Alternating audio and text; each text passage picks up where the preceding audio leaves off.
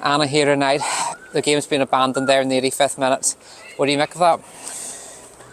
Look, I totally understand where the officials are coming from, and the players ultimately are saying to the referee they couldn't see the ball when it's in the air. So he has one thing in his mind, and that's the safety of the players. So his linesman on this side can't see across the pitch. That's difficult for them, and obviously, God forbid, we wouldn't want anybody to get hurt because it would be on his decision. So the other situation is if either team goes through in that situation, there's going to be a slobber match because the linos probably couldn't see it, regardless of what end it was at. So look, it was probably a fair reflection on the game, if you ask me. And when we look back, it's probably a hell of a positive performance from our last two outings down here. So clean sheet, second clean sheet in a row. It was a real battle, and that's what we told the guys, and that's what you get with Annagh. They're a real battle, good players in good positions, big, strong, physical side, and if you're not on it, they'll hurt you. You said there your performances. I've never seen the Duns win here. 0-0, good performance from Annagh. That's good character from them. Yeah, and I think obviously last week they left everything out on the pitch, and we challenged them again by saying, look, you can't just do that one week at home, you have to do that repetitively.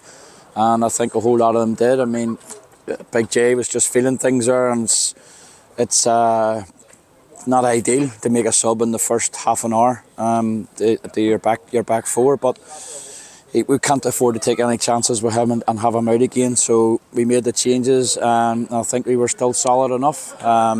Did we create a lot at the other end? Probably not. But as I say, we went toe to toe with Annagh in the battling side of the game, and that's more pleasing because previous times we've come down here and we haven't competed at all, and we've got nothing out of it. So I would say that the abandon at that time of the game, it'll probably be just the result stand, and that's a point gained then, if you ask me. And you said in the first half in particular there were two instances. There's from the sides calls for penalties. What were yours for you in those ones? Well, you know me, I'm very quiet on the sideline, but no, I did claim, but obviously I have to claim. The guy said the second one was probably more clear cut than the first one, but look, some of them you get, some of them you don't. And as I say, Annagh had some fantastic set pieces in the dangerous areas, and a couple of times we got out of jail by not defending them properly, and other times we defended them very well. So we had a couple of half chances, but as I say, on reflection of the whole game, the 85 minutes or whatever it was, I would say a draw was probably a fair result.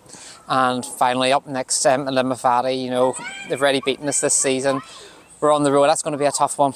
I think it's a very tough month. When you look at it, I mean, my views on Friday night games, and obviously we've got to go to Limavady, then we've got to go to Newry on a Friday night, and then we've got to go to Ballinamallour the week after. So for a Belfast side, that's a lot of travelling, that's a lot of expense out in a short space of time. But Limavady are a good side. I was very, very impressed with them when they played us at Wilger, and they gave us a bit of a run around, to be fair. So we'll have to do our homework during the week, and we'll get prepared as well as we can for the bus journey up to Limavady next Saturday.